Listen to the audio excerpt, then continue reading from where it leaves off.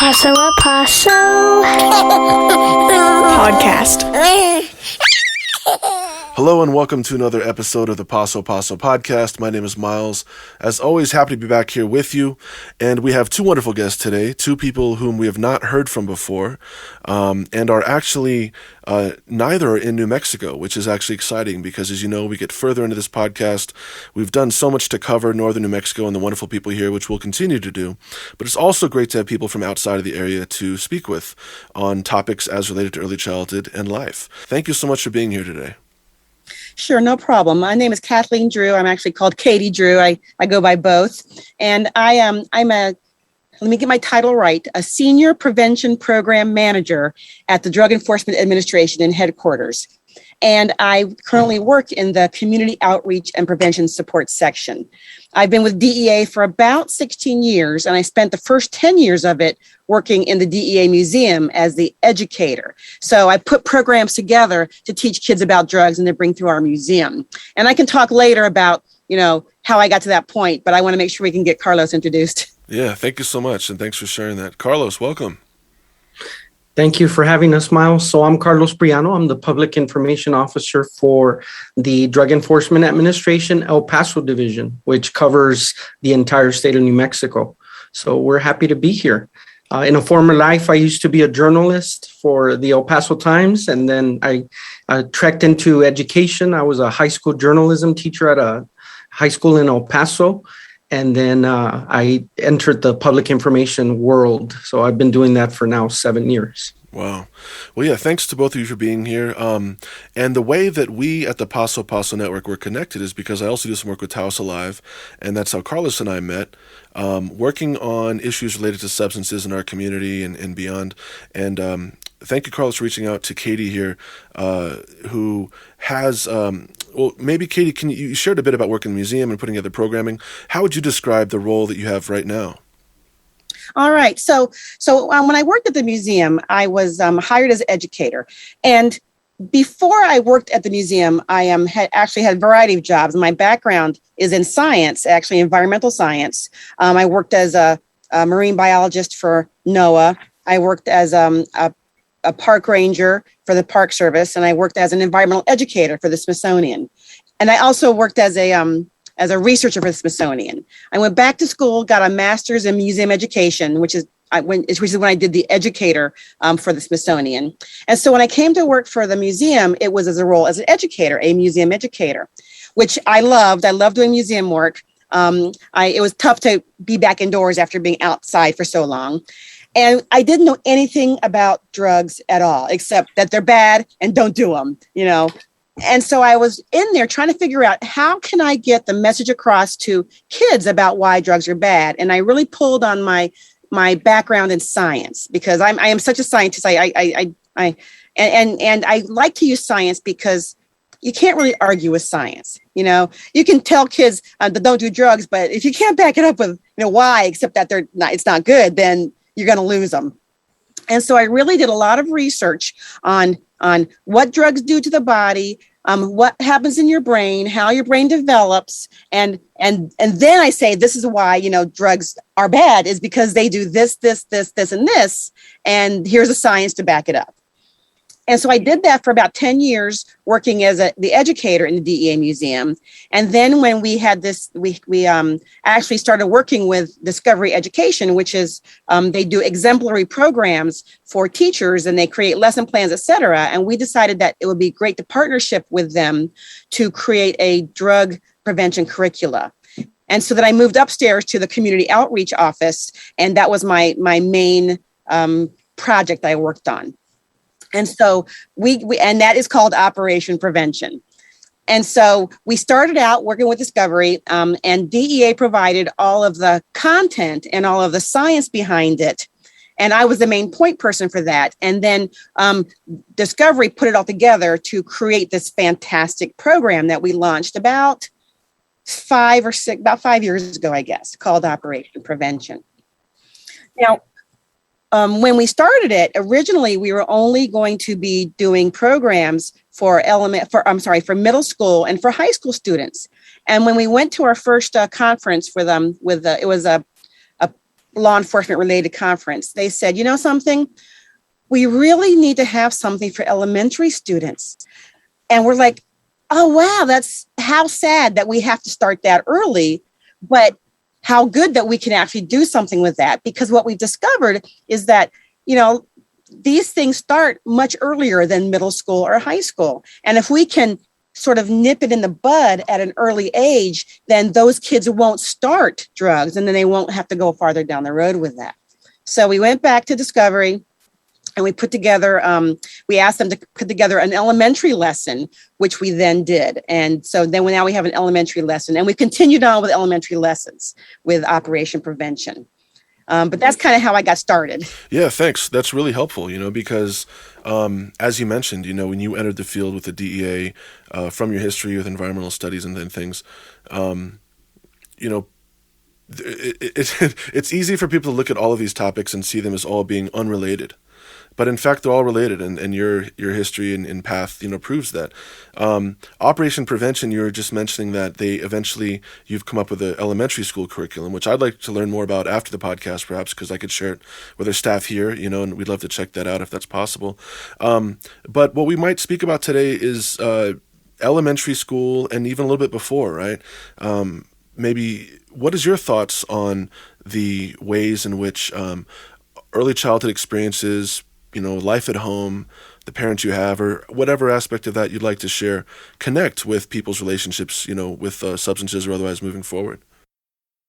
Well, one of the things that we've realized is that early part of childhood is a crucial development time, both in interpersonal relationships, emotional, mental, as well as physical. And a lot of times people don't realize that the mental and the emotional is just as important as their physical development, right? So if you have a child who from a young age is not getting all the things from like all three components, not the physical they need, not the mental, not the emotional, not the love, and missing all those things, and their development can go awry, as we say it. They may not develop in the nice, straight, linear manner that we are expecting them to develop. And then when those things happen, when they're not getting these things that they need in their early childhood, then that will show up later in life, whether they're older children or adolescents or even adults. And then because they haven't had the development, these things are kind of hardwired into them. And it's much harder for them to change how things are. And in fact, sometimes if things happen while their brain is developing, that becomes permanent and they can't change that. So ideally, to be able to assess these issues and address them during early childhood will then help them on their path as they go through life. Absolutely. Does that make sense? Yeah, definitely. And I think, I think it's hard when I appreciate what you're sharing. And when I think about a family who may have their own struggles and maybe that influences the environment at home or what the parents are feeling, it's not always easy for them to maybe be able to take a step back and say, hey, what's going on here? What's the environment like for my child? Because they're so caught up in what they feel like they have to do in that moment, in that day. And I think that's something that's really hard for us in our region is, and I'm not asking this as a question necessarily, but open to your thoughts, we're always looking for ways to help support parents and families as early as possible in their parenting journey. We have a new website page on pasotaos.org called At Home, where we hope to have little videos and points of reference for people who might need some new ideas on engagement. But I don't know. I guess that's one of our challenges collectively is how do we do our best to ensure that as a community, the home life and the children's experiences earlier are ones that are, as you mentioned, loving, supportive, so that it doesn't turn into issues later. I don't know if you have any thoughts on that. That's really hard to do because, ideally we want to take all the kids and just wrap them up in hugs and love and warmth. And we can't do that because that's just not possible. So we try to offer everything that we can that parents can use and try to get that information out to them so that they know that there are resources available. And that's the hard part. So if we can get them resources out there and the parents are willing to use those resources, and maybe there's a way that we can let them know about it and without making them feel like they're not doing they're not doing a good job. You know what I mean? It's like, we know the struggles you're going through. We have these free resources that can really help, that you may find will be very useful, and we know that will help your children. But I definitely do understand that, and so when we started putting together these programs, this curricula, we wanted to make sure that it could be useful for people, for everybody. Now, the Operation Prevention curricula, and I say curricula because when you're in school, you tend to use a curricula, which is a set of lessons. And when you're a teacher, you have to follow a set standard called standards of learning, where you have to hit things. And so when we put it together, we wanted to make sure that we would include those, so these things could be used in schools. But we also wanted to let people know that just because they're called curricula and called lessons, they don't necessarily have to be used in schools, and they can be used by parents, by homeschooling parents, by teachers, by community leaders, by faith-based groups. Virtually anybody can use these. So it's nice to know that even though they exist, people shouldn't feel like they can't use them because they think that they're just for schools. And that's one thing I like about that. So we've worked a lot with faith-based organizations and with community anti-drug organizations to be able to present these lessons to the students. And and granted, we started lessoning at third grade, which isn't always early childhood, but a lot of the information can be used for that. We also have a parent toolkit that is helpful for parents of students of all ages. Initially, it was geared for, parents looking at their middle or high school student, but the information that's in there is helpful for parents of children even at the early elementary level. Because it talks about parenting styles and how you can talk to your child and how to, get information across and what you can do if you see something that maybe you don't think is right. So even though it's meant to go with our curriculum for third grade and up, it's still very useful for early elementary. Yeah, thank you. And actually, I thought it might make sense for me to check in on referencing what you're speaking about. So I actually went to the website, and is it correct that it's operationprevention.com? Yes, operationprevention.com is the website. Great. And I see the parent toolkit here. And what's really cool for me is, putting on my Taos Alive hat is, on the second page there, the parent toolkit, you're discussing the importance of not only issues related to the strength of opioids, but medications in general. I think that when it comes to young children, it's not top of mind for many parents in a household, the importance of understanding the power of their medication and keeping them safe from young children. Unfortunately, there are accidents that happen sometimes, and kids can be harmed. So that's awesome. And then it seems like it moves on also to other areas. I'll talk about the sections maybe briefly in the toolkit, and then any thoughts you have, go for it. Just to read it, says the program outline. Section 1, learn the facts, and then 2, how medication works. 3, parenting styles and skills. 4, start the discussion, and 5, skills for your child. What comes to mind when I review, what you've worked on there? When I think about the parent toolkit, one of the things about parents, and I'm a parent, so I know that it doesn't come with a manual, Yeah. And unless you've been watching people parent to do a good job, when you have kids, sometimes you have no idea what to do. And sometimes you don't have that support group behind you to help you and give you advice on what to do. Luckily I had a mom who was a great parent, and I could learn from her how she parented. But I see people who have no idea how to parent their kids, and they need help and they don't know what to do. So I love that our parent toolkit for Operation Prevention can help guide parents in ways that they might be able to work with their kids, And people have different parenting styles. So there's a whole section on there on how you parent. So if you parent this way, then perhaps this might work. Or if you parent this way, then perhaps this might work. Or if you do this, maybe this might work. And it's really nice to be able to have those resources available to help these parents who do need that. Yeah.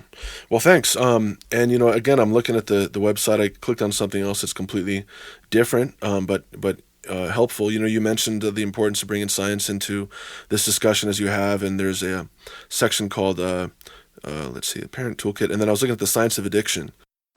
One of my favorites. Yeah, I mean, and unfortunately, this thing always flies by. We only have about a minute and a half left. But anything you'd like to share about that aspect of the website, and also how people can get involved? Anything you'd like to share at the end here? Sure. So I love that section because I am a scientist, but I really think it's important for people to understand how addiction works. And that section talks about that. And it's especially important for kids because as they grow up and get into adolescence, I mean, their brain is developing from the minute they're born, actually from before they're born. So even though this tends to focus on adolescence, it really is useful for all ages.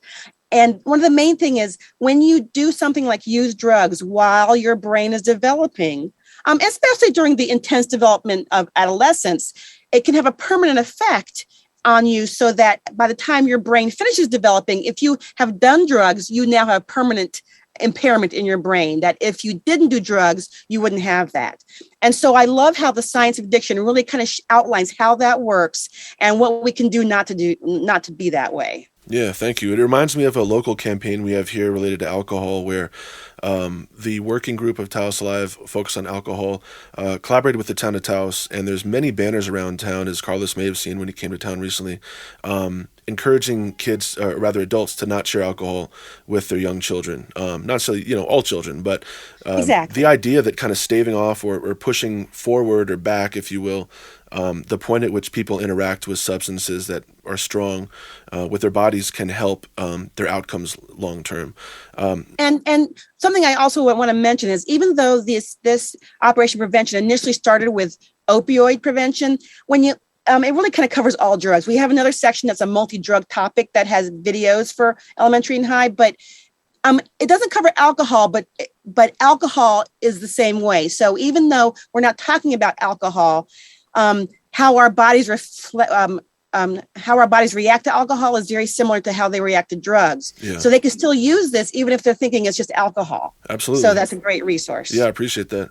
And of course, just a side note, everybody out there, a lot of the overdoses that happen from polysubstance use. So be very mindful. This is a side note, mixing alcohol and prescription drugs and all that. With respect to Operation Prevention and your work, Katie, what are some things you'd like to leave our listening audience with as far as how to connect with you, perhaps the website and any last words? Well, definitely. You can always, on the website, there's an email for operationprevention.com that they can use for discovery. We send them to me, but they can actually contact us at our headquarters. And the email is community.outreach@dea.gov. That's our main community outreach email that anybody can send an email to, and we'll get it. And I'm happy to answer any questions. I can send out publications that we have, drug prevention materials, anything that they need. That's what we're here for at DEA in our community outreach and prevention support section. Well, once again, Katie, thank you so much for joining us today. And thank you, Carlos, for connecting the dots and being here as well. I was happy to get to see you, Carlos, in person, off Zoom, amazingly. You made the drive up to Taos recently, and we appreciate all your support for our community as well. Our pleasure, Miles. Yeah. Great. Well, operationprevention.com is the website, and all of you have a great day. And thanks for listening. Yes, one more thing. Absolutely. It's totally free. That's the main thing. There is no cost for this entire initiative. Awesome. Thanks. Yeah. So, wrapping up, I guess, community and parents out there, if you're looking interested on finding some ways that might help you discuss substances with your kids, some tips, things like that, operationprevention.com is there for you. And thanks so much for all you bring to the work, both of you, with respect to understanding the importance of early childhood and things early in life. So thanks for your continued work and have a great day. Thank you so much. Great talking with you. You too. Bye-bye. Paso a Paso Podcast.